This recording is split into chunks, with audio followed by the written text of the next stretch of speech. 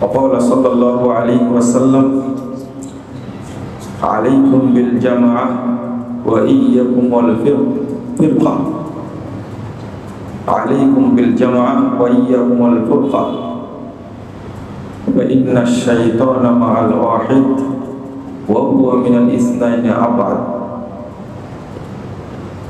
رواه الترمذي بإسناد صحيح।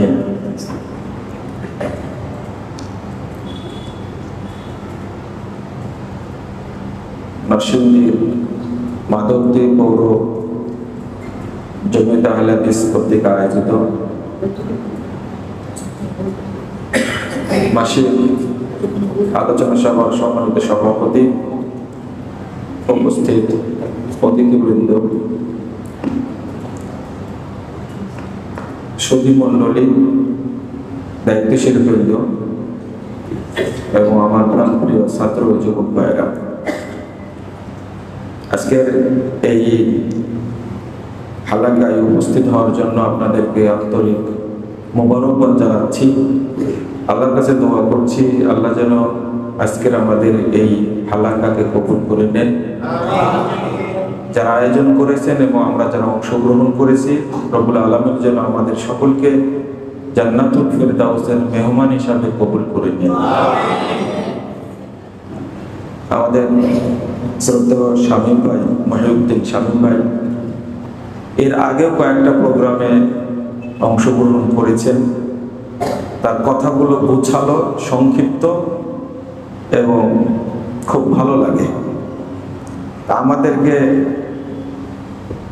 অনুপ্রাণিত করে যখন এই ধরনের প্রোগ্রামে তারা উপস্থিত হন। আল্লাহ যেন তাকে হায়াতের তাইয়্যিবা দান করেন।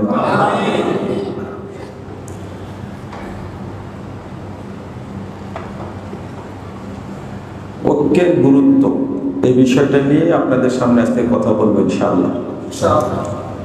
তবে আলোচনায় মনোযোগ দিতে হবে। এই পরিবেশটাই আমি খুব পছন্দ করি। এই জালসার চেয়ে, সম্মেলনের চেয়ে এই পরিবেশটা দাওয়াতি কাজের জন্য খুব ভালো, খুবই এটা প্রভাব বিস্তার করে। আশা করি আপনারা খুব মনোযোগ দেবেন ইনশাআল্লাহ। ওঠা বসা করবেন না। আমি সূরা আল ইমরানের 102 থেকে 108 আয়াত সংক্ষেপে বলবো। খুব সংক্ষিপ্ত কথা বলার চেষ্টা করবো ইনশাআল্লাহ।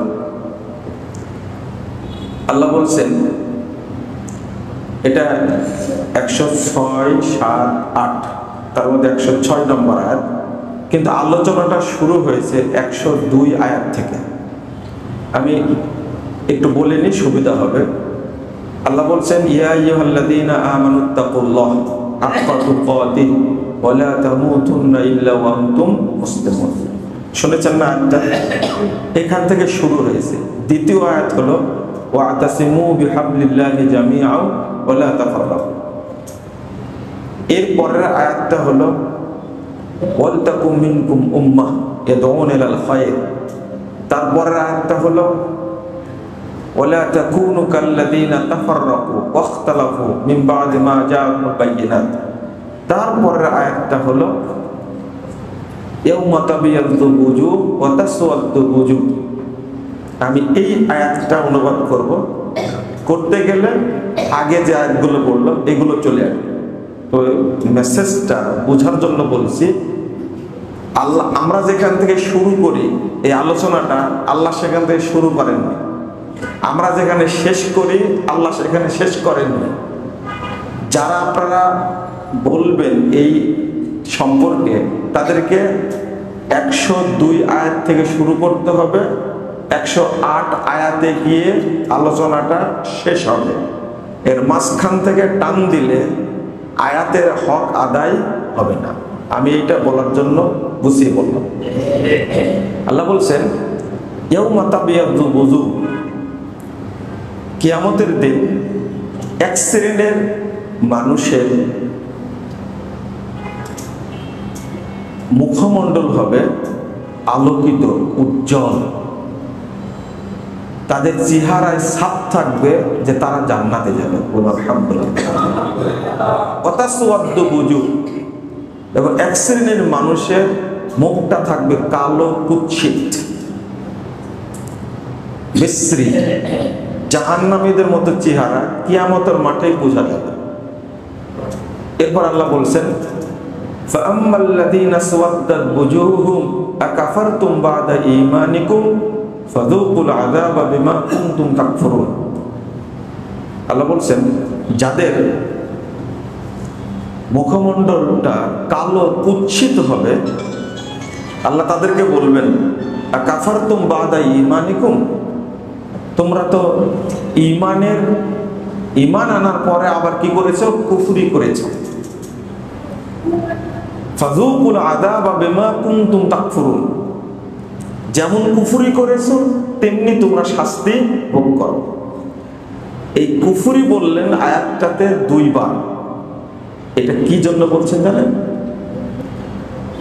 মুসলিম উম্মাহ ঐক্যবদ্ধ যদি থাকে আর সেখান থেকে যদি কেউ বিচ্ছিন্ন হয়ে যায়,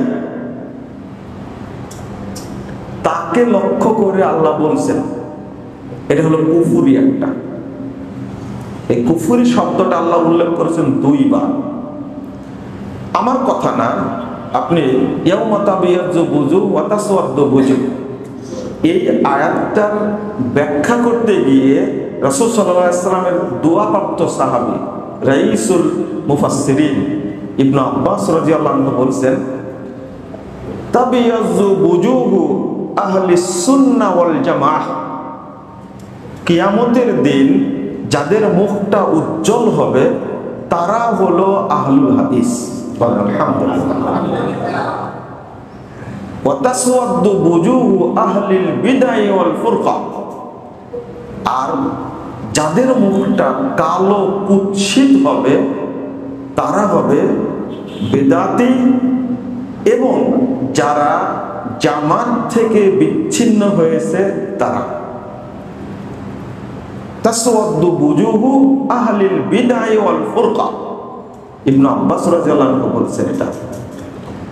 এই ইবনে আব্বাস রাদিয়াল্লাহু আনহুর কথার মধ্যে 3টা কথা আছে, একটু খেয়াল করেন। এক,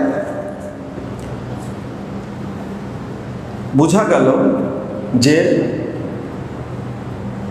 আহলুস সুন্নাহ ওয়াল জামাআহ কথাটা কারা ব্যবহার করতেন? সাহাবীরা ব্যবহার করতেন। আমাদের কিছু লোক নতুন বের হয়েছে যারা বলে আহলুল হাদিস বলা যাবে না, সালাফি বলা যাবে না, আহলুস সুন্নাহ ওয়াল জামাআহ বলা যাবে না, কি বলতে হবে? মুসলিম বলতে হবে। এটা হলো নতুন দর্শন। এই ধরনের কথা কখনো সালাফরা বলেননি। যদি আপনাকে বলি যে ওয়ালা তামুতুন্না ইল্লা ওয়া আনতুম মুসলিমুন, ইন্নানি আনা মিনাল মুসলিমিন, এই আয়াত দ্বারা সালাফরা কি বুঝেছে? কেউ তো সেটা বুঝেননি যে মুসলিম বলতে হবে, কিন্তু আমরা নিজেরা বুঝেছি যে এই আয়াত প্রমাণ করে পরিচয় কি দিতে হবে? মুসলিম। তাহলে মনে হচ্ছে আয়াতগুলো তাদের উপরে নাজিল হয়েছে। আয়াত নাজিল হয়েছে কার উপরে? মুহাম্মদ সাল্লাল্লাহু আলাইহি ওয়াসাল্লামের উপরে। আর আমল করেছেন কারা? সাহাবীরা। ইবনে আব্বাস রাদিয়াল্লাহু আনহু বলছেন আহলুস সুন্নাহ ওয়াল জামাআহ। মনে থাকবে কথা? 2 নম্বর গুরুত্বপূর্ণ কথা, আহলুস সুন্নাহ ওয়াল জামাআহ। আমাদের দেশে একটা প্রচলিত কথা আছে যে আমি একা একাই যদি থাকি, হকের উপরে থাকলে তো আমি একাই জান্নাতে যাব, বলি না? তাহলে আপনি হলেন আহলুস সুন্নাহ, নট আহলুল জামাআহ।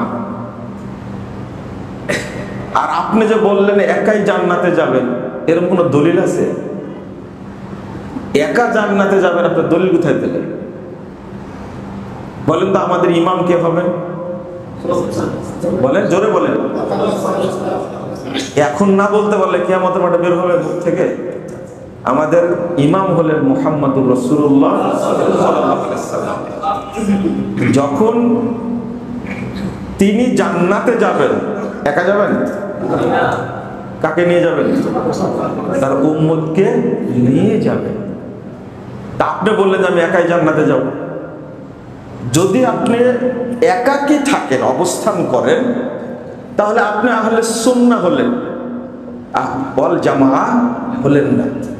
এই শব্দটাই, এই বাক্যটাই সবচেয়ে পরিচয়ের দিক থেকে সবচেয়ে ভালো এবং শক্তিশালী পরিচয় হলো আহলুল হাদিস এবং সালাফি। তাহলে আপনি শুধু একাকী থাকবেন না জামাতবদ্ধ থাকবেন? জামাতবদ্ধ থাকবেন। ভাষাটা খেয়াল করেন, কিয়ামতের মাঠে যাদের মুখটা উজ্জ্বল হবে তাদের পরিচয় হবে কি? আহলুস সুন্নাহ ওয়াল জামাআহ। একাকী না, জামাতবদ্ধ থাকা। আর একটা কথা এখানে আছে যে যারা বাংলাদেশে বহু ফেরকা দল আছে, কিন্তু আহলে হাদিসরা কোনো ফেরকা? এরা কি দল? না। আহলে হাদিসরা আত-তায়েফা আল-মানসুরা, আত-তায়েফা আয-যাহিরা, এটা হাদিসের শব্দ। এগুলো যারা হকের উপরে আছে, একটা শ্রেণী। এই শ্রেণীর মধ্যে আপনি কখনো বিচ্ছিন্নতা, বিভক্তি এইটা কখনো কল্পনাই করতে পারবেন না। যদি করি, এই পরিণামগুলো খুবই ভয়াবহ। আমি আর একটু এই অন্যদিকে যাই, শুরুতে যাই। আল্লাহ বলছেন ওয়াতাসিমু বিহাবলিল্লাহি জামিআন ওয়া লা তাফাররাকু। এর অনুবাদটা কি বলেন তো দেখি? কেউ বলতে পারলে বলেন, আপনাদের কাছ থেকে শুনি। ওয়াতাসিমু বিহাবলিল্লাহি জামিআন ওয়া লা তাফাররাকু। আপনারা বলবেন, এনারা না। তোমরা আল্লাহর রজ্জুকে শক্তভাবে আঁকড়ে ধরে, দলে দলে বিভক্ত হয়। এইটা তো আপনারা অর্থ করলেন, তাই না? এবার শোনায় আপনাদেরকে, উসমান রাদিয়াল্লাহু আনহু এই আয়াতের অর্থ করছেন। উসমান রাদিয়াল্লাহু আনহু বলছেন, ইলজামু জামাআতাকুম লা তাসিরু আহজাবা। ইলজামু জামাআতাকুম, তোমরা তোমাদের ঐক্যকে শক্ত করে ধরে রাখো। লা তাসিরু আহজাবা, তোমরা দলে দলে বিভক্ত হইও না। কার অর্থটা নেবেন? বুঝেন নেব না কথাটা? আপনারা যে অর্থটা করলেন, তোমরা আল্লাহর রজ্জুকে কি শক্ত করে ধরো। উসমান রাদিয়াল্লাহু আনহু বলছেন হাবলুল্লাহ অর্থ হলো জামাআতাকুম। হাবলুল্লাহটাই হলো জামাত। ইলজামু জামাআতাকুম, তোমরা তোমাদের জামাতকে, ঐক্যকে লাজিম করে নাও, আবশ্যক করে নাও। লা তাসিরু আহজাবা, দলে দলে বিচ্ছিন্ন হয়ে না। যদি আমরা এই দলে দলে বিচ্ছিন্ন হওয়ার পথ অবলম্বন করি, তাহলে তার ফলাফলটা খুবই নোংরা, খুবই খারাপ, খুবই দুঃখজনক। তার মধ্যে কয়েকটা কথা এই আয়াতের মধ্যে এসেছে পরের দিকে। ওয়াজকুরু নি'মাতাল্লাহি আলাইকুম ইয কুনতুম আ'দাআ ফাআল্লাফা বাইনা কুলুবিকুম ফাআসবাহতুম বিনি'মাতিহি ইখওয়ানা ওয়া কুনতুম আলা শাফা হুফরাতিন মিনান নার। আল্লাহ বলে দিচ্ছেন, বুঝাই দিচ্ছেন। আমি অত দিকে যাব না। এখানে একটা ছোট্ট কথা হলো যে যদি এই মন মানসিকতা কারো থাকে যে আমি একাকী থাকবো, বা আপনাকে বুঝাচ্ছে এরা ভালো না, এদের সাথে থাকার দরকার নাই। সেই মুসলিমের একটা হাদিস, 1848 নম্বর হাদিস, 1851 নম্বর হাদিস। রাসূলুল্লাহ সাল্লাল্লাহু আলাইহি ওয়াসাল্লাম বলেছেন, ইন্নাকুম সাতাকুনু ফি উম্মতি হানাতুন ওয়া হানাত। সাহাবীদেরকে বলতে, তোমরা শোনো, অচিরেই আমার উম্মতের মধ্যে বিভিন্ন এই বিভক্তি, এই বিশৃঙ্খলা, এই দলাদলি, এই অপব্যাখ্যা ইত্যাদি এক একজন এক এক অভিযোগ হাজির করবে, মানে বিচ্ছিন্ন হওয়ার জন্য। আল্লাহ রাসূল বলছেন, সাল্লাল্লাহু আলাইহি ওয়াসাল্লাম বলছেন, ফামান আরাদা আন ইউফাররিকা আমরা হাযিহিল উম্মাহ, এই ওয়াহিয়া জামি, ঐক্যবদ্ধ আছে একটা জামাত। যদি কোনো ব্যক্তি ইচ্ছা করে এইটাকে কি করবে? ভাগ করবে। আইনু ফাররেকা আমরা হাদিল উম্মাহ, ঐক্যবদ্ধ আছে কিন্তু সেটাকে কি করছে?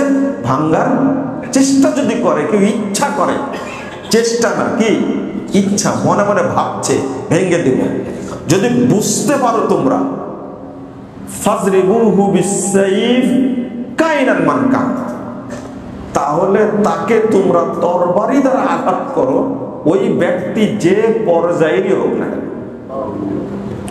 আরেকটা হাদিস আসছে ফাকতুলুহু বিসসাইফ, তাহলে তোমরা তরবারি দ্বারা তাকে হত্যা করো, কাইনান মান কান, ওই ব্যক্তি যে পর্যায়েরই হোক না কেন।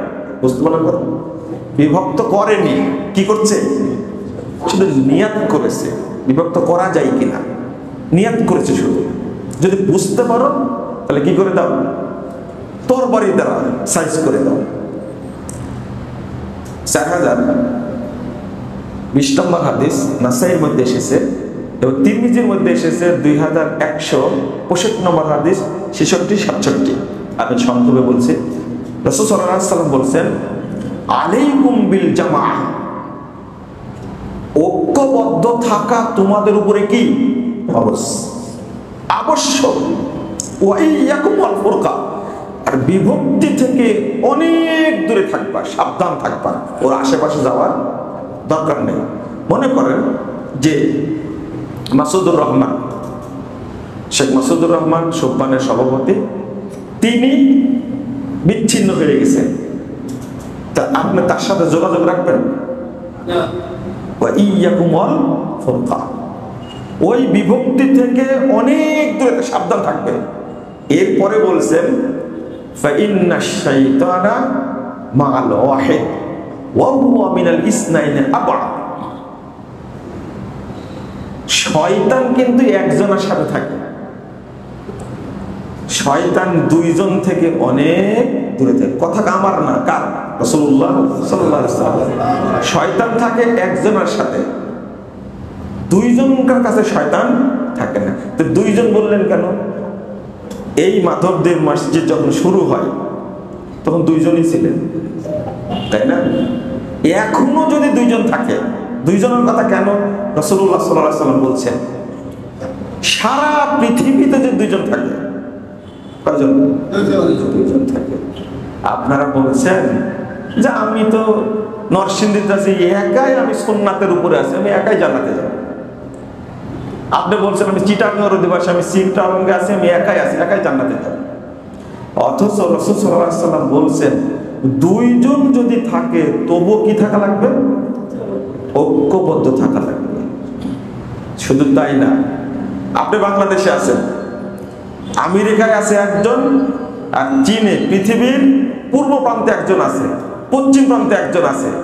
যদি আপনি জানতে পারেন যে আমার মতো আকীদার, সালাফি আকীদার আহলুল হাদিস লোক পূর্ব প্রান্তে আছে, ইমাম সুফিয়ান সাউরি রাহিমাহুল্লাহ তিনি বলছেন ইদা বালাগা আন রাজুলিন সাহিবি সুন্নাতিন বিল মাশরিক ওয়া আখার বিল মাগরিব, তুমি যদি তোমার কাছে খবর আসে যে পূর্ব প্রান্তে একজন আছে সুন্নাহপন্থী আর পশ্চিম প্রান্তে একজন আছে, ফাবাস ইলাইহিমা বিস সালাম, তোমার দায়িত্ব হলো তাদের দুইজনের কাছে সালাম পৌঁছানো, ওয়াদুলাহুমা, এবং এই দুইজনের জন্য কি করা? দোয়া করা। এরপরে বাক্যটা কি জানেন? ইমাম সুফিয়ান সাউরি বলছেন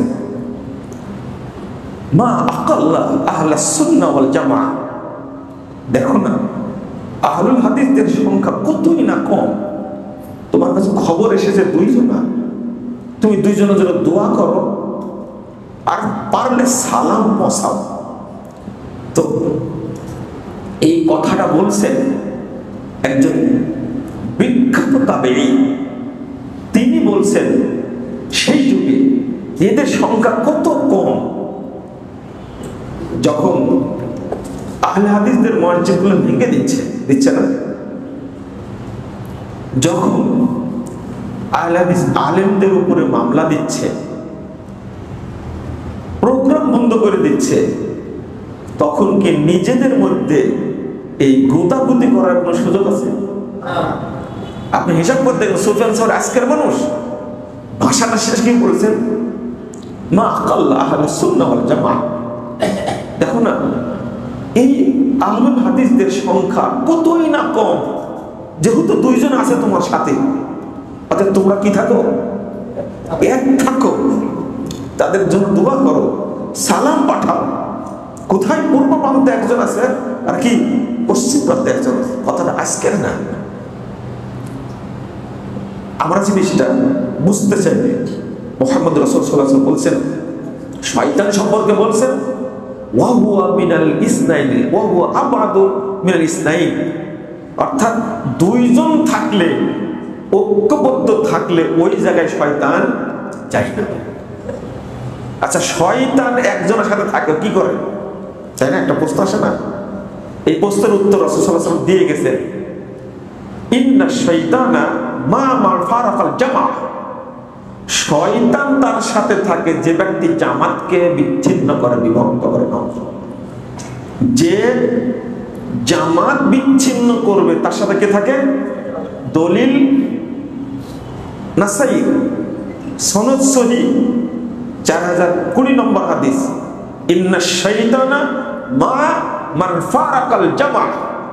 শয়তান তার সাথে অবস্থান করে যে জামাতকে কি করে, ভেঙ্গে করে, জামাতকে বিচ্ছিন্ন করে। কি করে? ইয়ার পুজো শুধু থাকে না, শয়তান তার পিছনে লাথি মারতেই থাকে। লাথি মারতে মারতে কোথায় নিয়ে যায়? আস্তাগফিরুল্লাহ, আস্তাগফিরুল্লাহ। আপনি হাদিস কতটা হাদিস নেবেন, এত জটিল কথাগুলো, এত কঠিন কথাগুলো যদি আমরা জিনিসটা বুঝতাম যে ঐক্যটা কত জরুরি। রাসূল সাল্লাল্লাহু আলাইহি ওয়াসাল্লাম বলছেন, আল জামাতু রাহমাতুন ওয়াল ফুরকাতু আযাবুন। ঐক্যবদ্ধ থাকলেই জান্নাত, আর বিচ্ছিন্ন হলে কি? জাহান্নাম। মান শাজ্জা শাজ্জা ফিন্নার। যে ব্যক্তি বেরিয়ে গেল সে ব্যক্তি জাহান্নামে নিক্ষিপ্ত হবে। 17458 নম্বর হাদিস, মুসনাদ আহমদের মধ্যে এসেছে কয়েকটা হাদিস।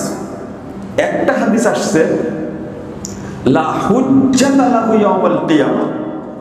এটা সহিহ মুসলিমের হাদিস। যে ব্যক্তি বিচ্ছিন্ন হলো জামাত থেকে, ওই ব্যক্তির কিয়ামতের দিন কোনো দলিল থাকবে না। ও দলিল সব কি করে দেবে? আল্লাহ নষ্ট করে দেবে, সব নষ্ট করে দেবে। আপনি যত আমল করেছেন, কোনো আমল আল্লাহ দরবারে কবুল হবে না, সব নষ্ট করে দেবে। লা হুজ্জাতা লাহু ইয়াউমাল কিয়ামাহ। আরেকটা হলো, মান ফারাকাল জামাআ কিদা শিবরিন ফাকাদ খালাকা রিফাতাল ইসলাম মিন উনুকি। যে ব্যক্তি জামাত থেকে আধাত, আধাত বুঝেন তো, আধাত দূরে চলে যাবে, ওই ব্যক্তি ইসলামের গণ্ডিকে নিজের কাঁধ থেকে বের করে দিল, ও ইসলামের মধ্যে থাকবে না। কথাগুলো এত শক্ত করে রাসূল সাল্লাল্লাহু আলাইহি ওয়াসাল্লাম বলেছেন যে কোনোভাবেই যেন বিচ্ছিন্ন না হয়। আর একটা হাদিস হলো 2166 নম্বর হাদিস, তিরমিজির মধ্যে এসেছে। আল্লাহ রাসূল সাল্লাল্লাহু আলাইহি ওয়াসাল্লাম বলেছেন যে ইন্নাল্লাহা লা ইয়াজমাউ উম্মতি আলা দালালা। এটা সবচেয়ে গুরুত্বপূর্ণ। আমার আল্লাহ রাসূল সাল্লাল্লাহু আলাইহি ওয়াসাল্লাম বলেছেন যে আল্লাহ রাব্বুল আলামিন আমার উম্মতকে কখনো গুমরাহির উপরে ঐক্যবদ্ধ করবেন না। বুঝেন না মনে কথাটা, তাই না? গুমরাহির উপরে আল্লাহ আমার উম্মতকে কি ঐক্যবদ্ধ জমা করবেন না, গুমরাহির উপরে। এর পরের ব্যাখ্যাটা হলো ফাআলাইকুম বিসাওয়াদিল আযম।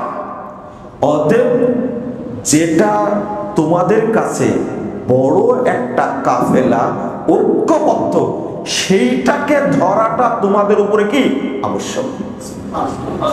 ফাআলাইকুম বিসাওয়াদিল আযম। কারণ একদিকে বলে দিলেন, মনে রেখো ঐক্য যেখানে আছে, ঐক্য থাকলে সেখানে ভ্রষ্টতা নেই।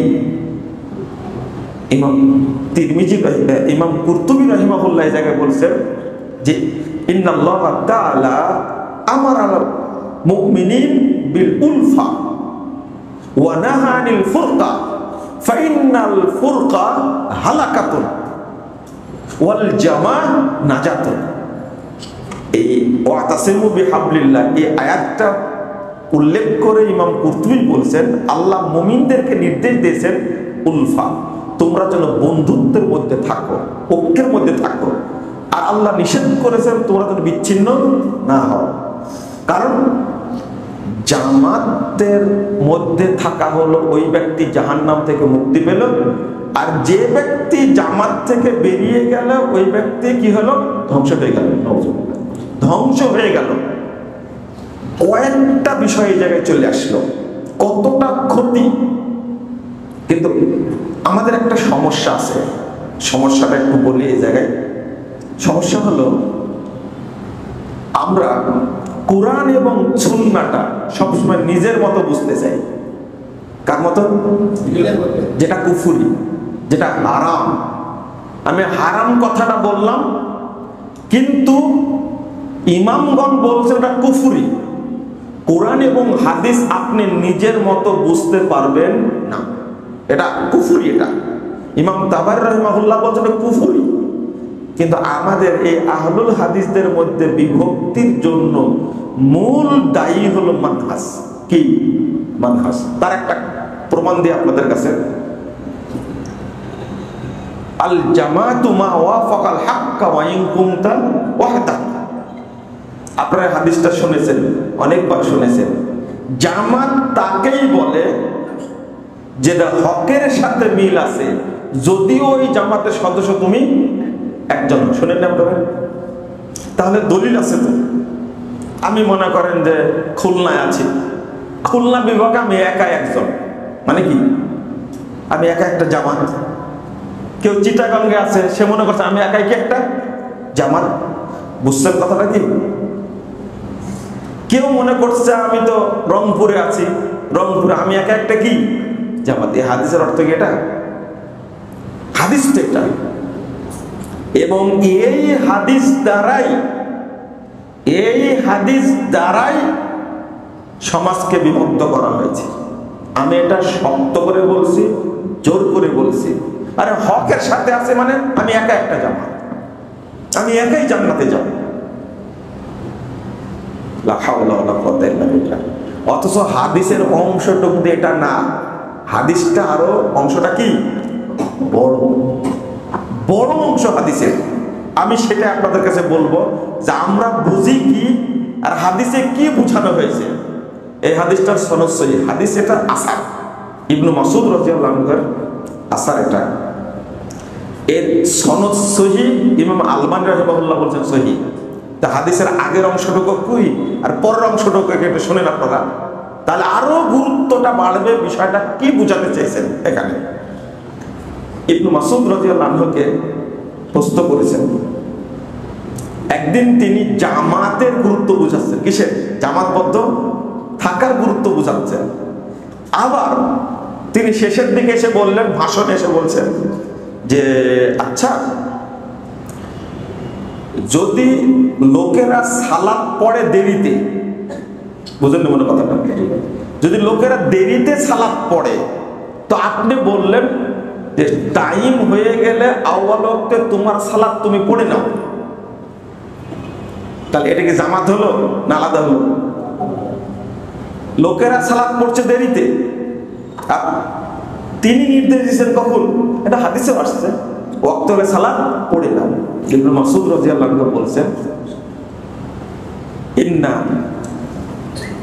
জামহুরাল জামা ইদা ফারাকুল জামা। শুনুন, দেখেন আমরা কি বুঝি আর তিনি কি বুঝাতে চাইলেন। যখন দেখবা জামাতের অধিকাংশ সদস্য জামাত ভেঙ্গে বেরিয়ে গেছে, অধিকাংশ মানুষ কি জামাত ভেঙে কি হয়েছে? বেরিয়ে গেছে। আল জামাতু মা ওয়াফাকাল হাক্কা ওয়া ইন কুনতা ওয়াহদাক। জামাত তাকেই বলে যেটা হকের সাথে মিল আছে, হকের উপরে আছে, যদিও জামাতের সদস্য তুমি কি একজন হও। কি বোঝা গেল? সবাই চলে গেছে, তুমি একজনই আছো, এটাই কি? এটাই জামাত। তাহলে বুঝাতে চাইলেন একটা ইবনে মাসউদ রাদিয়াল্লাহু আনহু, আর বুঝলাম আমরা কি আর একটা। আমরা বুঝেছি সবাই নিজ নিজ এক একটা করে জামাত কায়েম করো, হকের উপরে থাকো, একাই, আর সবাই আমির হয়ে যাও, তাই না? সবাই সভাপতি হয়ে যাও। বুঝেন মনে কথাটা, তাই না? দলিল একটা, সবাই আমির হয়ে যাও, চেয়ারম্যান হয়ে যাও, প্রেসিডেন্ট হয়ে যাও। অথচ হাদিসটা কি? একটা টাইম আসবে যখন দেখবা তুমি যে জামাতবদ্ধ ঐক্যবদ্ধ একটা জামাত থেকে সবাই বেরিয়ে চলে যাচ্ছে, তাই তুমি কি করবে? তুমি বেরিয়ে যাবা না, তুমি একা আছো, এটাই হক, এটাই হক। এর ব্যাখ্যায় ইমাম নুআইম ইবনে হাম্মাদ রাহিমাহুল্লাহ তিনি বলছেন, দেখেন আমার কথা, তিনি বলছেন ইদা ফাসাদাতিল জামা, যখন তুমি দেখবা যে জামাত ভেঙ্গে জামাত নষ্ট হয়ে যাচ্ছে, কথাটা তো আমার না, ইদা ফাসাদাতিল জামা, যখন দেখছো যে জামাত ভেঙ্গে কি হয়ে যাচ্ছে? নষ্ট হয়ে যাচ্ছে, ফাআলাইকা বিমা কানাত আলাইহিল জামা, তোমার উপরে আবশ্যক হলো, ফরজ হলো, জামাত এখন যেভাবে আছে ওইভাবেই তোমাকে থাকা। কবলা আন তাফসুদা, জামাত একবারে ধ্বংস হওয়া পর্যন্ত তোমাকে একাই থাকতে হবে।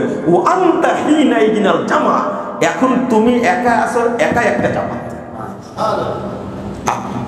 বুঝা গেল কথাটা? আমরা কি বুঝি আর ইবনে মাসউদ রাদিয়াল্লাহু আনহু কি বুঝাতে চাইলেন? রাসূল সাল্লাল্লাহু আলাইহি ওয়াসাল্লাম বলেছেন কিয়ামতের মাঠের কথা, 181 নম্বর হাদিস, সেই মুসলিম মধ্যে এসেছে। আল্লাহ রাসূল সাল্লাল্লাহু আলাইহি ওয়াসাল্লাম বলেছেন ইযা দাখালা আহলুল জান্নাহ আল জান্নাহ, জান্নাতীরা যখন জান্নাতে প্রবেশ করবে তখন আল্লাহ রাব্বুল আলামিন জান্নাতীদেরকে বলবেন, ক্বাল আল্লাহু তাবারাক ওয়া তাআলা তুরিদুনা শাইআন আযীদুকুম, ও জান্নাতীরা তোমরা কি আরো কিছু চাচ্ছ? চাইলে আমি তোমাদেরকে আরো বাড়িয়ে দেব। জান্নাতীরা তো জান্নাতে এত নিয়ামত পেয়ে আর কি চাইবে? জান্নাতীরা জান্নাত থেকে বলবে, প্রথম কথাটা বলবেন আলাম তুবাইয়িজ উজুহানা ওয়া তুদখিলনাল জান্নাহ ওয়া তুনাজ্জিনা মিনান নার। ওই যে শুরুতে বললাম না, জান্নাতীরা বলবে আপনি আমাদেরকে কিয়ামতের মাঠে সম্মানিত করেছেন, তুবাইয়িজ উজুহানা, আপনি আমাদেরকে কিয়ামতের মাঠে মুখ উজ্জ্বল করেছেন, সম্মানিত করেছেন, ওয়া তুদখিলনাল জান্নাহ, আপনি আমাদেরকে জান্নাত দিয়েছেন, ওয়া তুনাজ্জিনা মিনান নার, আর আপনি আমাদেরকে জাহান্নাম থেকে মুক্ত করেছেন, আমরা আর কি চাই? তাহলে একজন জান্নাতীর প্রথম ধাপ, প্রথম পাওয়া হলো কিয়ামতের মাঠে এই হাজার হাজার কোটি মানুষের সামনে সম্মানিত হওয়া। ওই কৃতজ্ঞতা স্বীকার করছেন যে আমাদেরকে আপনি সম্মানিত করেন। জান্নাতে কি সবাই যাবে? জান্নাতে গেছেন, আপনি জান্নাতীদের মাঝে আছেন, তা আমার আপনার মর্যাদা একই। মর্যাদা কখন ফুটে উঠে? গোলাপ ফুলের মর্যাদা কেন? কি জন্য? অনেকগুলো ফুলের মাঝে কি গোলাপি শ্রেষ্ঠ, এই জন্য তার কি মর্যাদা বেশি। হাজার রকমের লোকের মধ্যে আল্লাহ যখন আপনাকে সম্মানিত করবেন, ইচ্ছে চেষ্টা তার কি হতে পারে? বুঝেন মনে কথা, তাই না? কিয়ামতের মাঠে সম্মানিত হওয়ার জন্য ইবনে আব্বাস রাদিয়াল্লাহু আনহু এই আয়াতটার ব্যাখ্যা দিয়েছেন যে অবশ্যই তোমাকে আহলুস সুন্নাহ, তারপর কি ওয়াল জামাআহ, জামাতবদ্ধ হতে হবে। রাসূল সাল্লাল্লাহু আলাইহি ওয়াসাল্লাম বলছেন এই কিয়ামতের মাঠে এই উম্মতের, এই আহলুল হাদিসদের যে কি মর্যাদা আপনি ভেবেই পাবেন না। 171 নম্বর আয়াত সূরা বনী ইসরাঈলের মধ্যে আল্লাহ বলছেন, ইয়াউমা নাদু কুল্লা উনাসিন বিইমামিহিম, কিয়ামতের দিনে আমি আল্লাহ সবাইকে তার ইমাম সহ ডাকব। ওই জন্য জিজ্ঞেস করলাম আমাদের ইমামকে, মুহাম্মদ রাসূলুল্লাহ সাল্লাল্লাহু আলাইহি ওয়াসাল্লাম। এই আয়াতের ব্যাখ্যা দিতে গিয়ে ইবনু কাসির রাহিমাহুল্লাহ তিনি উল্লেখ করছেন, একজন কওম উল্লেখ করে বলছেন, হাদা আকবারু শারাফিন লি আসহাবিল হাদিস লিআন্না ইমামাহুমুন নবিয়্যু সাল্লাল্লাহু আলাইহি ওয়াসাল্লাম। এই আয়াতের মধ্যে সবচেয়ে বেশি মর্যাদা আছে আহলুল হাদিসদের জন্য, কারণ কিয়ামতের মাঠে তাদের একমাত্র ইমাম হবেন মুহাম্মদুর রাসূলুল্লাহ সাল্লাল্লাহু আলাইহি ওয়াসাল্লাম। বলেন আলহামদুলিল্লাহ। এই যে সৌভাগ্যটা আপনি অর্জন করলেন, ইমাম হবেন, তাহলে আপনি একাই জান্নাতে যেতেন কি করে? আমাকে বুঝান তো দেখি। আপনি বলছেন যে আমি একাই থাকবো, একাই জান্নাতে যাবো, আপনার জন্য জায়েজই না, আপনার জন্য জায়েজ না একা অবস্থান করা। আরেকটা হাদিস আল্লাহ কত মর্যাদা দিয়েছেন।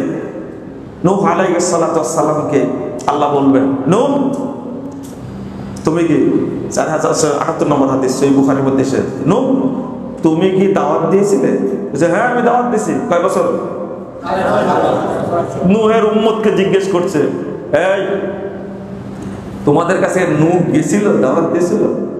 তো বলছে যে নূহ তো দূরের কথা, মা জানা নাযীর, আমাদের কাছে কেউ চাই না। বুঝেননি কথা? লা হাওলা ওয়ালা কুওয়াতা ইল্লা বিল্লাহ। এটা বিপদ। এখন নূহ আলাইহিস সালাম বললেন কি আমি দাওয়াত দিয়েছি 9.5 বছর, আর নূহের কওম বলছে কি নূহ তো দূরের কথা, কেউ চাই না, কেউ চাই না। এরা কত বড় মিথ্যুক ছিল চিন্তা করেন। তখন নূহ আলাইহিস সালামকে আল্লাহ বলবেন, নূহ তুমি যে গিয়েছিলে তোমার সাক্ষী কে?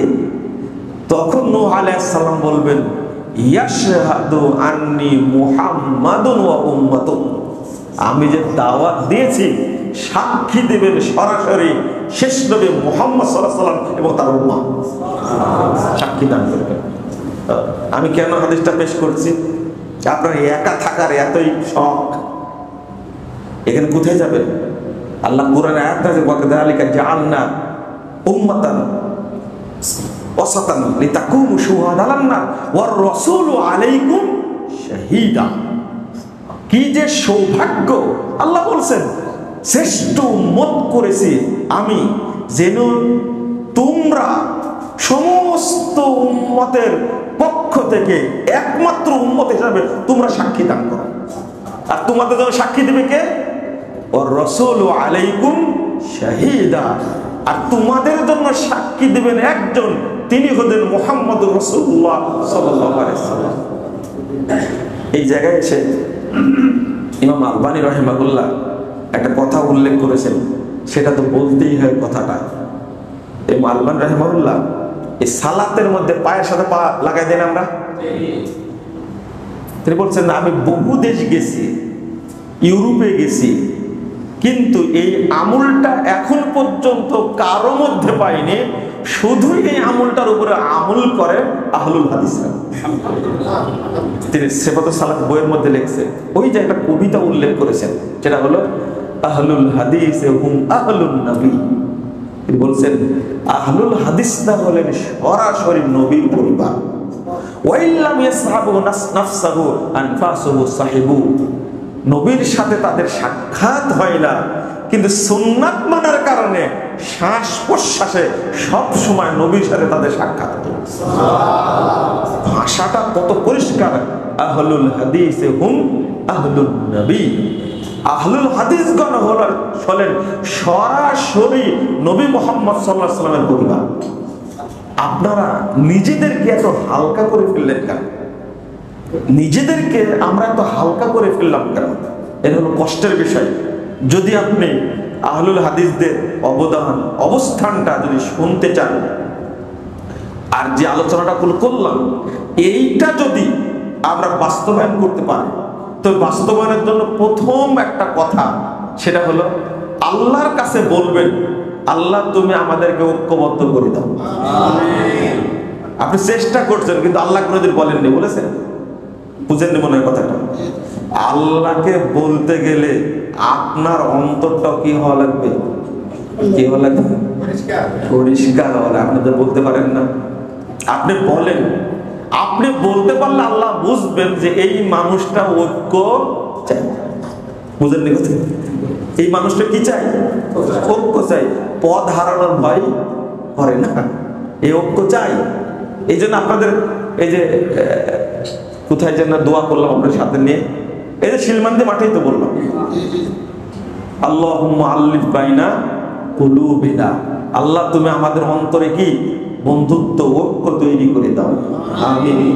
আল্লাহ বলছেন, মুহাম্মদ সাল্লাল্লাহু আলাইহি ওয়াসাল্লাম লক্ষ্য করে বলেছেন, শোনো, সারা পৃথিবী বিক্রি করে চেষ্টা করতে এরা ঐক্যবদ্ধ হবে না, আমি তাদের মধ্যে ঐক্য তৈরি করে দিয়েছি। কে বলছেন? কাকে বলছেন? আপনাকে? মুজাফফরকে? কাকে বলছেন? মুহাম্মদ সাল্লাল্লাহু আলাইহি ওয়াসাল্লামকে বলছেন, তুমি সারা পৃথিবী বিক্রি করে ওদেরকে দিলেও তারা ঐক্যবদ্ধ হতো না। তাহলে বোঝা গেল টাকা দিয়ে ঐক্য হয় না, ক্ষমতা দিয়ে ঐক্য হয় না। প্রথম দোয়া করতে হবে কাকে? আল্লাহকে বলতে হবে, আল্লাহ তুমি আমাদের মধ্যে ঐক্য তৈরি করে দাও। কিন্তু এই কথা আমরা বলতে পারি না, দোয়া করতে হবে।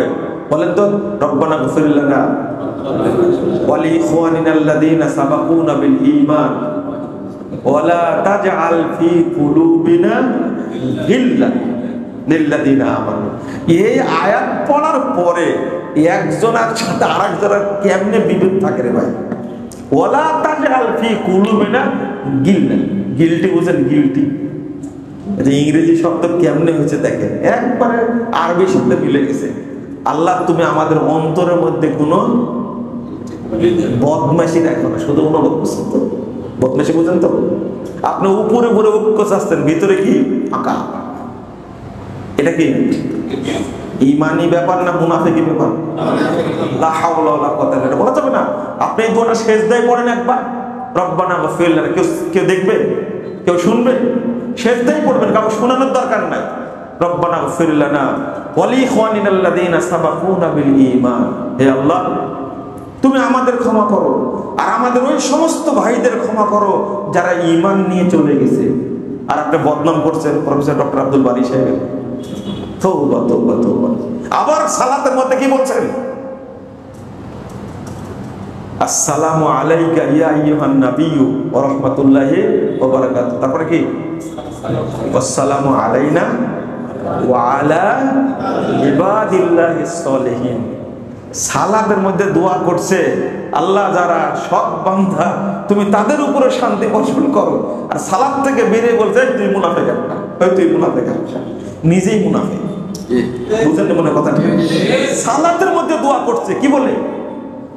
আসসালামু আলাইনা ওয়া আলা ইবাদিল্লাহিস সলিহিন, আল্লাহ তুমি আমাদের উপরে শান্তি বর্ষণ করো এবং যারা সৎ বান্দা মুমিন বান্দা তুমি তাদের উপরে মানে শান্তি বর্ষণ করো। এই কথা বলেই সালাম ফিরালাম, সালাম ফিরাই দেখছে একটা মুনাফিক। তাহলে মুনাফিক মূলত কে? আমি নিজেই।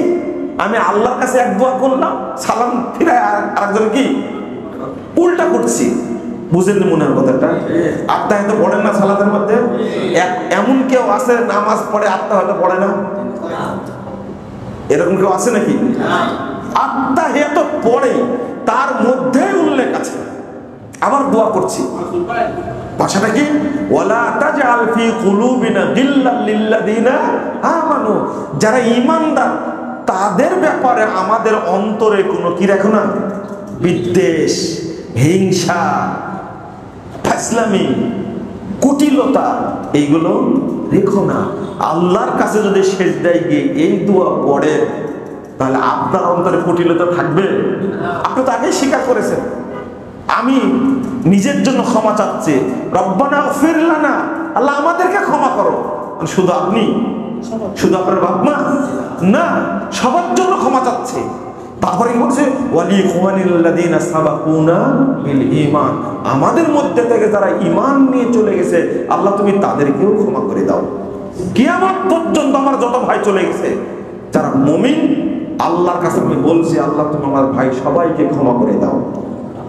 এরপরের দোয়াটা কি? ওয়ালা তাজাল ফি কুলুবিনা গিল্লাল লিল্লাযিনা আমানু। এরপরে বলছে ইন্নাকা রাউফুর রহিম। আর কি বাদ থাকলো? আহলে হাদিসের সংখ্যা বাংলাদেশে বেশি না কম? কম না? বলেন তো। খুব কষ্ট হয় যে আমরা একটা নীতিতে ঐক্যবদ্ধ হতে পারলাম না। কত চেষ্টা চলছে, কিন্তু না হওয়ার পিছনে মূল কারণ কি? মূল কারণ কি? কিছু মাসালাগত দ্বন্দ্ব। আজকে আপনাদের কিছু কথা বলার দরকার, আর কয়েক মিনিট আসছে আমি কয়েকটা কথা বলবো, তিত হলেও শুনেন আপনারা। তিতা হলেও কি কয়েকটা কথা শুনেন। সেটা হলো কিছু মাসালাগত সমস্যা। আমরা এমন মাসালা উল্লেখ করি যে মাসালার কারণে মসজিদ ভাগ করতে চাই, যে মাসালার কারণে আমরা কি ভাগ করতে চাই, ঈদগাহ ভাগ করতে চাই। এটা জায়েজ কিনা আগে মাসালার মান দেখতে হবে। ধরেন একটা উদাহরণ দিচ্ছি, সেটা হলো মুনাজাত। কি আপনারা একটা প্রশ্ন করি, মুনাজাত তো বেদাত, এতে কোনো সন্দেহ নেই, তাই না? হ্যাঁ, সম্মিলিত মুনাজাত কি? ভালো বুদ্ধি আছে আপনাদের, দেখছি বেদাত, এতে কোনো সন্দেহ নাই। তা আপনাদের কাছে প্রশ্ন, এই বেদাতটা কোন প্রকারের বেদাত? শক্ত উত্তর দিতে পারেন কিনা? মুনাজাতটা বেদাত কোন প্রকারের বেদাত? মিষ্টি বেদাত, তাই না? আর কেউ বলবে নাম এটা জানতে চাইনি। মিষ্টি বেদাত ভালো বেদাত হয়ে যাবে, তাই না? আপনারা বুঝেন না যে বেদাত তো কোনো প্রকারই নাই, তাই না? আর প্রশ্ন করলাম কি কোন প্রকারের বেদাত, তাই না? বুঝেন মনের কথাটা?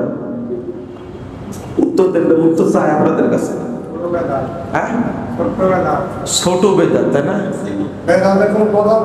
প্রকার ভেদ নাই। দেখছেন কত সুন্দর করে উত্তর দিল।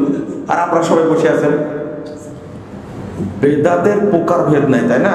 কিন্তু রাসূল সাল্লাল্লাহু আলাইহি ওয়াসাল্লাম বলছেন কি কুল্লু বিদাতিন দালালা। তো প্রকার না থাকলে কুল্লু হলো কি করে?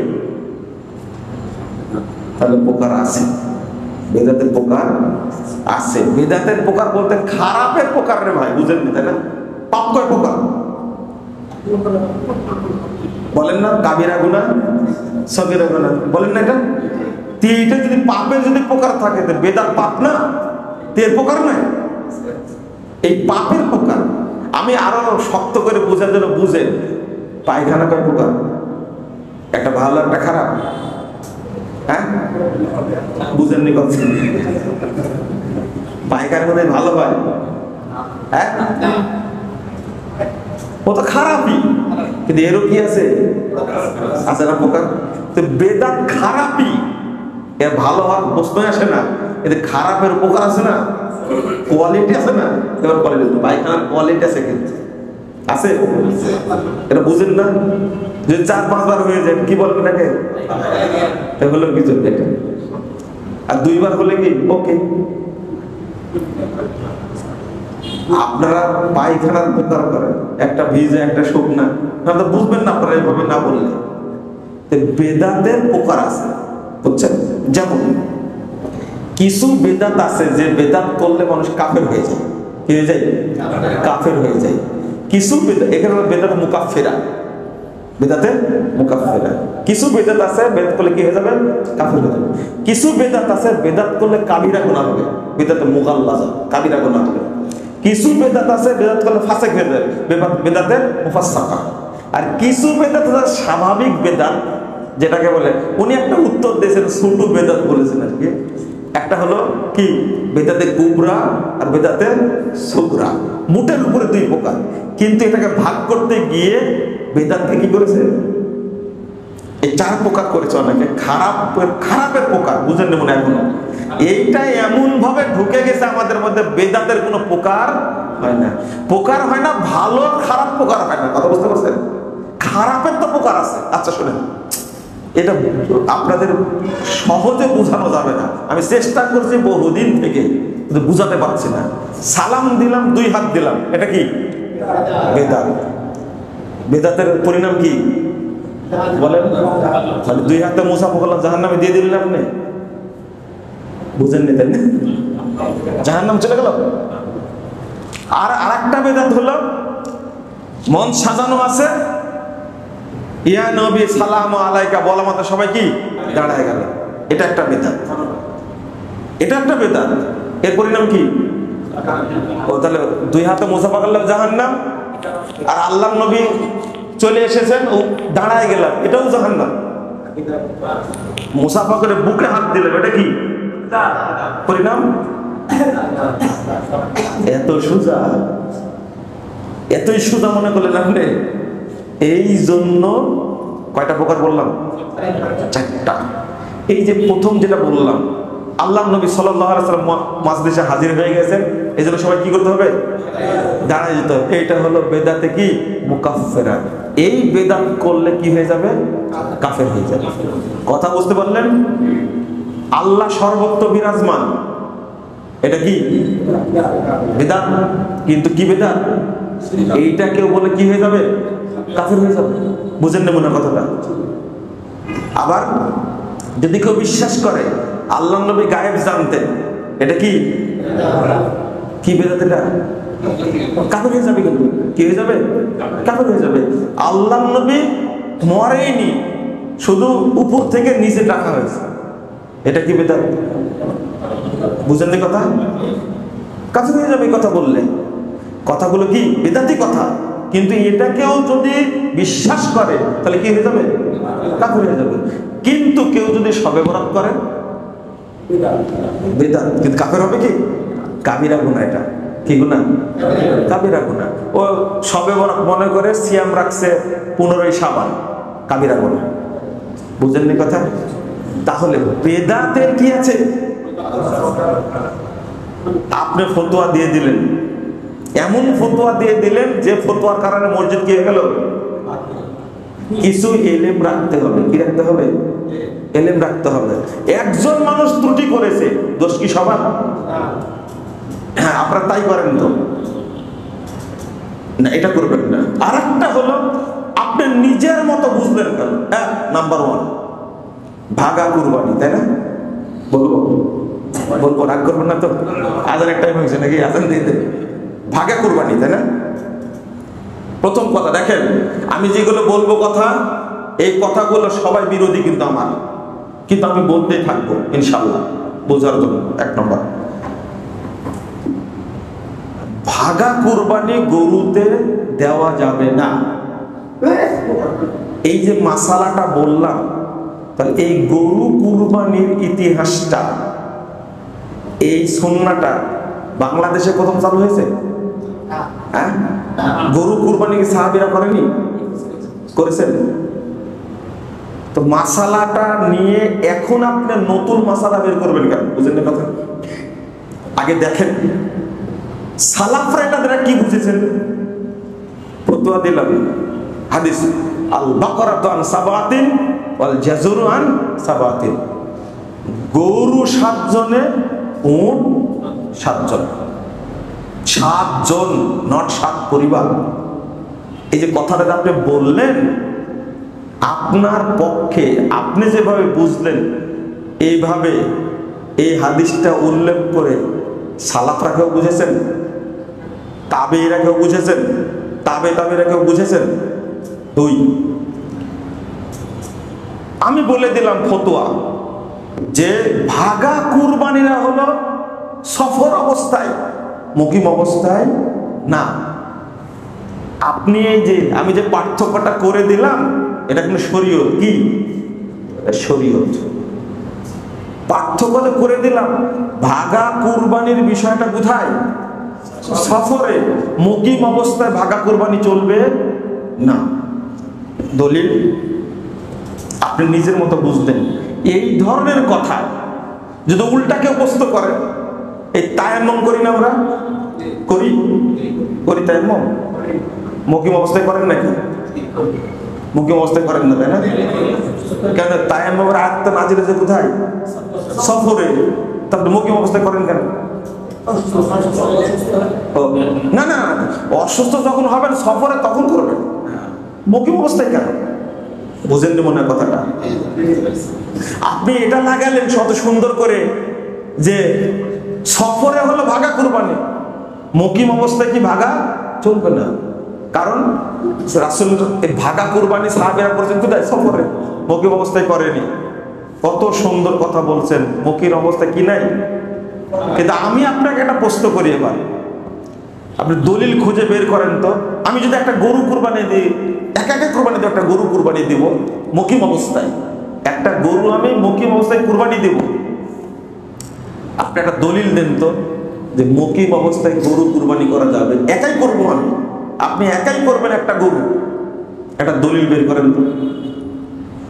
বুঝেন না মনে কথাটা, তাই না? একটা দলিল বের করেন তো, কোন সাহাবী বা কোন মহিলা সাহাবী যে তিনি বা আল্লাহ রাসূল সাল্লাল্লাহু আলাইহি ওয়াসাল্লাম একা এক পরিবারের পক্ষ থেকে একটা গরু কুরবানি করেছেন, একটা দলিল বের করেন তো দেখি। আপনি তো, আমি তো এই পক্ষে, তাই না, যে গরু কুরবানি দিতে হলে একাই দিতে হবে, তাই না? একটা দলিল আছে কিনা দেখেন তো দেখি, পেলে আমাকে জানাবেন। আমি কথাটা বললাম কেন? এই কথাটা বলার কারণ হলো, যখনই আপনি বলছেন যে ভাগা কুরবানি মকিম অবস্থায় করার কোনো দলিল নাই, তো একা করবো, তাই না? একা করবো, একা একটা গরু কুরবানি করো, তার দলিল থাকা লাগবে না? বের করেন তো দেখে আছে কিনা। সফরের সাথে খাস করে দিলাম আমরা, কিন্তু আমরা যখন মানহাজের উপরে থাকবো, সর্বোচ্চ বলতে পারেন আপনি একটা কথা, সর্বোচ্চ বলতে পারবেন একটা কথা, যে প্রত্যেক পরিবারের পক্ষ থেকে একটা করে কুরবানি দেওয়া কি ভালো। কিন্তু আপনি বলতে পারবেন না যে ভাগা কুরবানি দেওয়া মানে গোস্ত খাওয়া। এই যে ভাষাটা বললেন আপনি, আমি যে একটা ফতোয়া দিয়ে দিলাম যে ভাগা কুরবানি দেওয়া মানে গোস্ত খাওয়া, এই কথাটা যদি নতুন হয়, শুধু আপনারই কথা হয়, তাহলে আপনি পথভ্রষ্ট। এই কথাটা সালাফরা কেউ বলেছে কিনা, বুঝেন না কথা? সাহাবীরা বলেছেন কিনা, তাবেঈরা বলেছেন কিনা, তাবেঈরা বলেছেন কিনা, ওনা বুঝাতে পারলাম না, তাই না? এখন আপনি যদি দাবি করেন আরে হাদিস বলছে এটা, হাদিস বলছে এটা, আপনি কখনো বলতে পারবেন না এটা হাদিস বলছে এটা, তারা করলো কি করলো না দেখার বিষয় না, নাউজুবিল্লাহ আস্তাগফিরুল্লাহ, এটা কখনো বলতে পারবেন? এটার নাম কি? মানহাজ। এটা রমাদান চলে গেল না, আমাকে কত মানুষই গালিগালাজ করলে এই সেই ইত্যাদি, এটা কেউ মানুষ চাই না মানুষ, এটা নিয়ে আপনাদের মধ্যে ইখতিলাফ থাকতে পারে, থাক, সমস্যা না। কিন্তু কথাটা এক সময় আপনাকে মেনে নিতেই হবে ইনশাআল্লাহ। আহলুল হাদিস তারাই, মক্কার আমল চেঞ্জ হয় কিন্তু আহলুল হাদিসদের আমল চেঞ্জ হয় না, অত সহজ না। কাবায় 4 মুসাল্লা ছিল, আহলুল হাদিসরা পৃথিবীতে কোনোদিনই 4 মুসাল্লায় সালাত পড়া জায়েজ বলেনি, বলেছে? 650 বছর ছিল কাবাতে হানাফি মুসাল্লা, শাফি মুসাল্লা, হাম্বলি মুসাল্লা, আর কি মালিকি মুসাল্লা। এক ওয়াক্ত সালাত 4 দল 4 বারে পড়তেছে, এক ওয়াক্ত সালাত 650 বছর ছিল। মালিক সোর কত বছর আগে? মাত্র 106 বছর আগে ভেঙে দিয়েছে, মাত্র 106 বছর আগে ভেঙে দিয়েছে। এত বছর যে চালু ছিল, এটাকে আহলে হাদিসরা জায়েজ বলেছে? তারাবি চালু ছিল প্রায় 1200 বছর। কত বছর? 1200 বছর। কয় টাকা? 20 টাকা। আপনারা বলেন 20 টাকা এখন আছে? কয় টাকা আছে? যারা গেছেন দেখছেন পড়ছেন, কখনো আহলে হাদিসরা 20 রাকাতকে জায়েজ বলেছে? বলেছে কোনদিন? আবার যদি 20 কেন 80 রাকাত যদি শুরু হয়, আহলে হাদিসরা জায়েজ বলবে না। ফতোয়ার উপরে আপনাকে টিকে থাকতে হবে।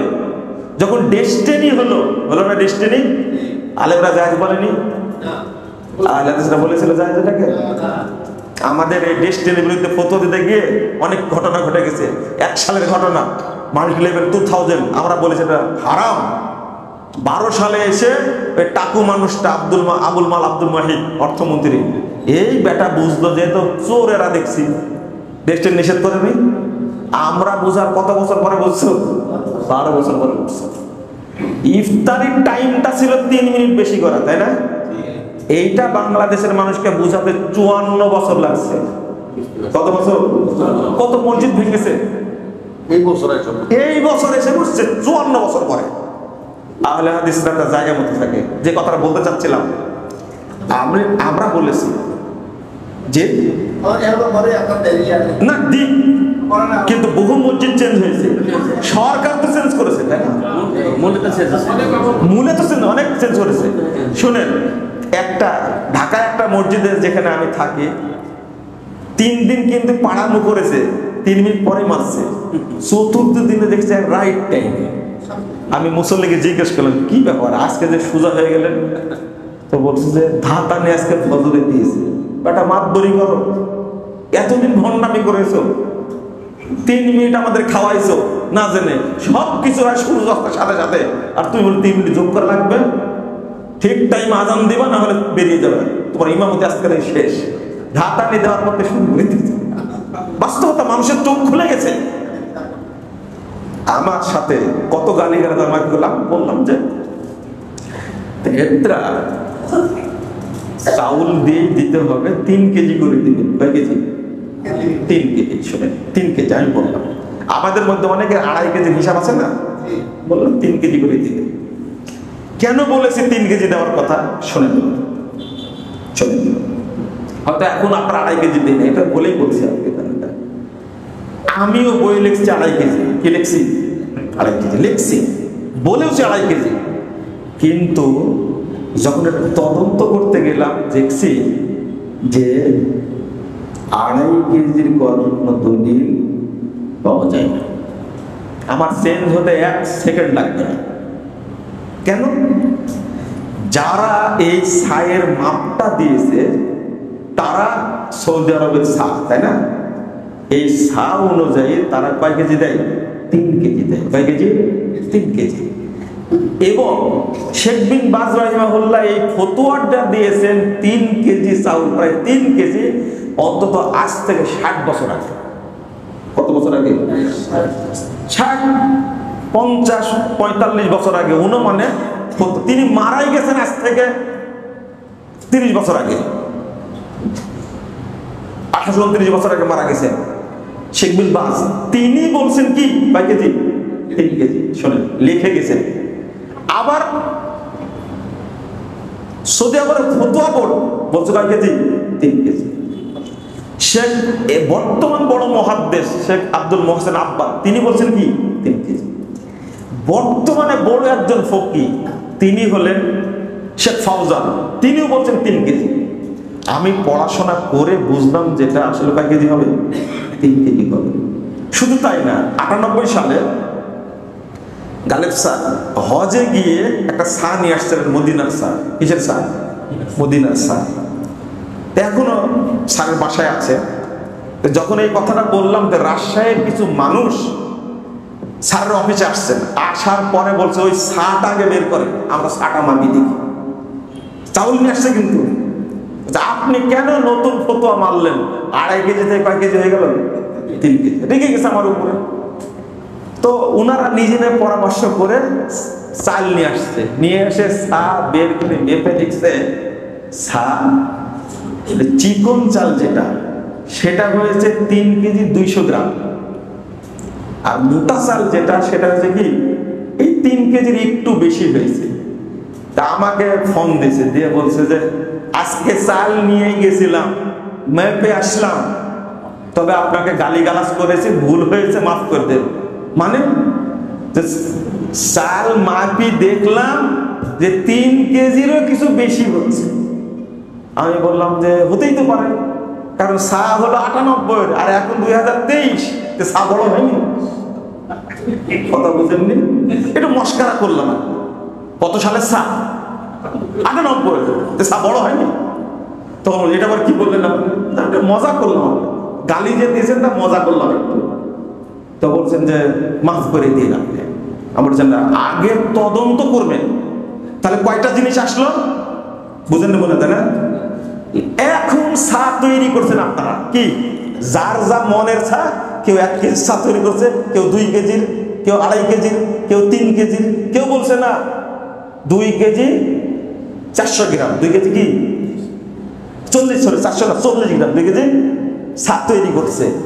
যে শেখ বিন বাজ যেটা বলে গেছেন তৈরি করার সুযোগ আছে? লিখে গেছেন, লিখে গেছেন।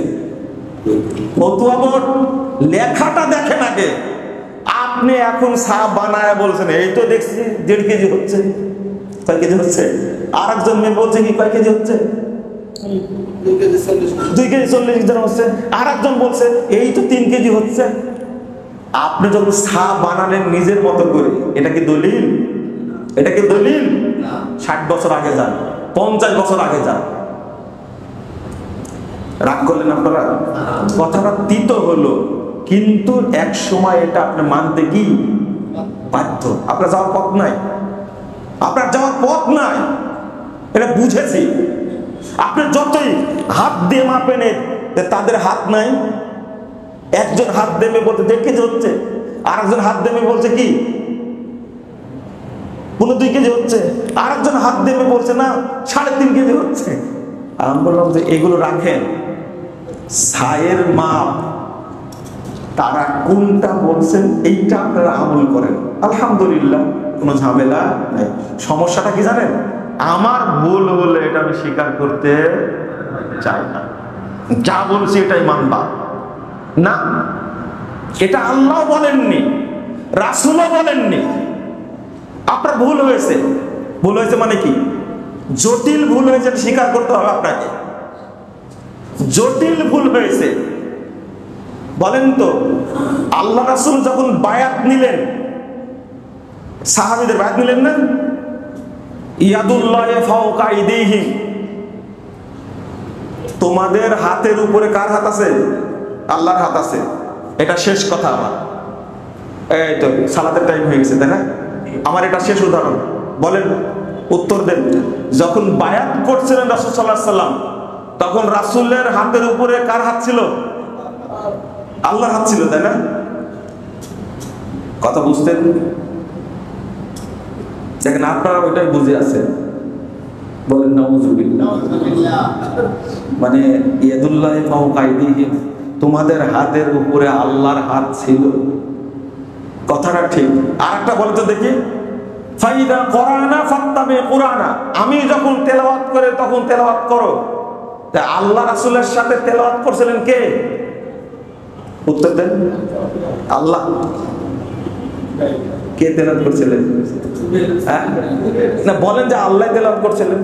ফাইদা কোরআনাহু ফাত্তাবি কোরআনা, আল্লাহ বলছেন নিজে, আমি যখন তেলাওয়াত করি তুমি শুধু অনুসরণ করো। কে তেলাওয়াত করতেন? কে?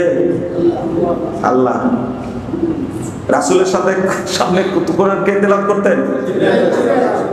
বলছেন যে আল্লাহ। এখন বলে যে আল্লাহই তো বলছেন, তাই না? ফাইদা কোরআনাহু ফাত্তাবি কোরআনা, কোরআন বুঝার জন্য ইলম লাগবে। এখানে উদ্দেশ্য হলো আল্লাহর পক্ষ থেকে তেলাওয়াত করছেন কে? জিবরিল উদ্দেশ্য। আর ওখানে উদ্দেশ্য তোমাদের হাতের উপরে আল্লাহর হাত আছে। জিবরিলের হাত ছিল ওখানে? কার হাত ছিল?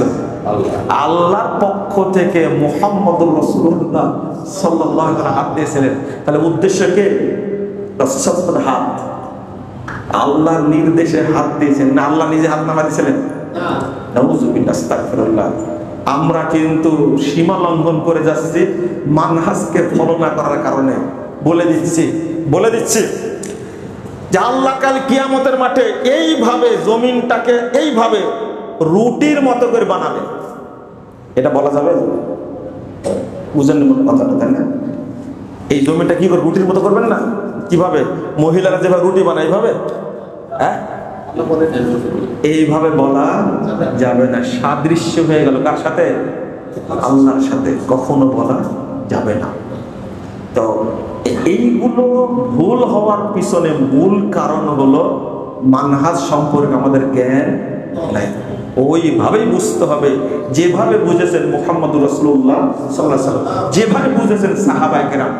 আজকে এই ঐক্যের ব্যাপারে বলতে গিয়ে আমি অনুরোধ করলাম, আমরা আহলুল হাদিস যারা, তারা সবাই ঐক্যবদ্ধ থাকবো ইনশাআল্লাহ।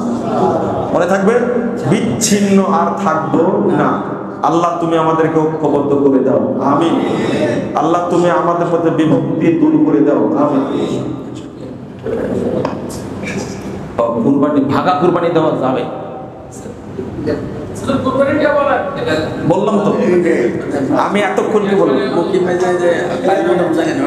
ক্লিয়ার হয়নি, তাই না? ভাগা চলবে, বললাম তো ভাগা কুরবানি দেওয়া যাবে যাবে। যদি আপনি ভাগা দেন তাহলে আপনার পরিবারের সবাই নেকি পাবে। কথা বলছেন? আমি এই উদাহরণ দিতে গেলাম কেন জানেন?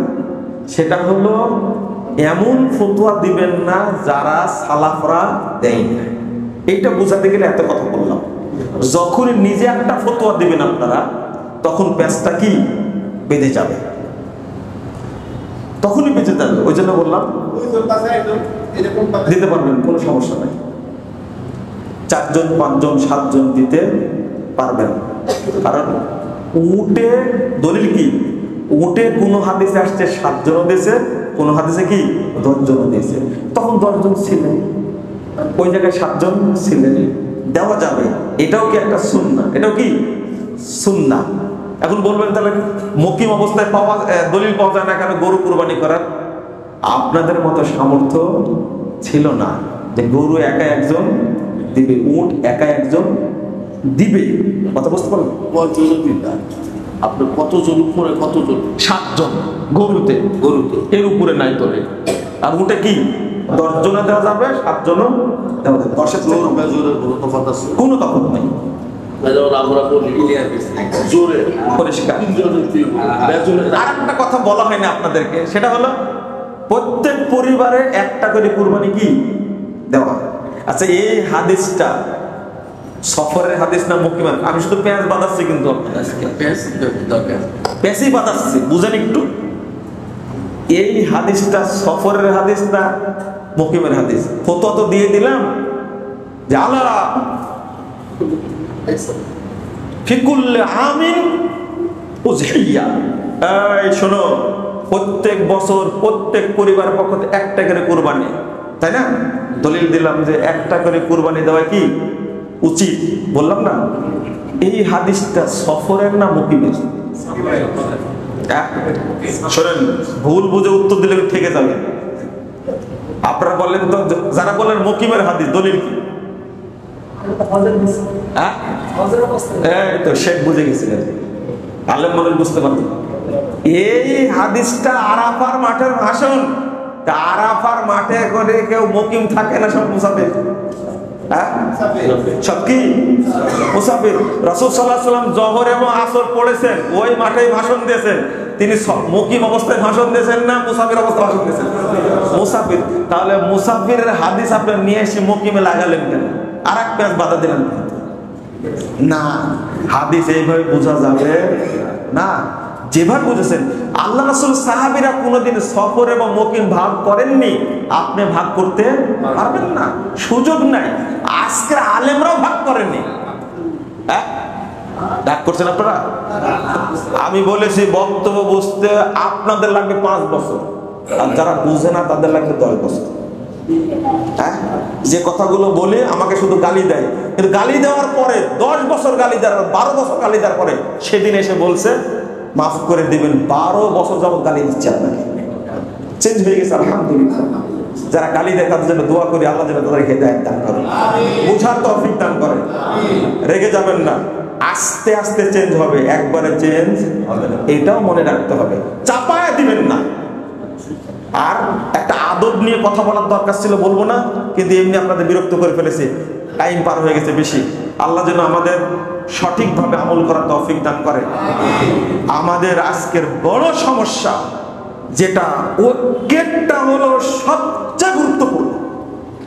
আর আমরা ঐক্য না হলে ছোটখাটো কি নিয়ে মাসালা নিয়ে ঐক্যকে ভেঙে চুরমার করে দিচ্ছি। মাসালা হলো হাতির দাঁত। মূলত উদ্দেশ্য কি? সবার চিন্তা ভাবনা, আমাকে যদি এলাকার সভাপতি করা হতো, আমি যদি আহলেদের সভাপতি হতে পারতাম, আমি যদি আমির হতে পারতাম। আমাকে প্রস্তাব দিয়েছে, কথাটা খুব খারাপ কিন্তু বলতেই হচ্ছে।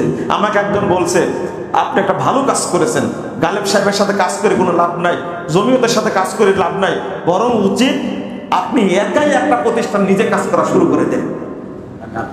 তার কি করতে হবে? তো বলছে যে আপনাকে আমির বানা দিব। আমি বললাম যে মাশাআল্লাহ, এত সুন্দর প্রস্তাব দিলেন আপনি, শয়তান আপনাকে ছাড়া কাউকে পাইনি এই প্রস্তাব।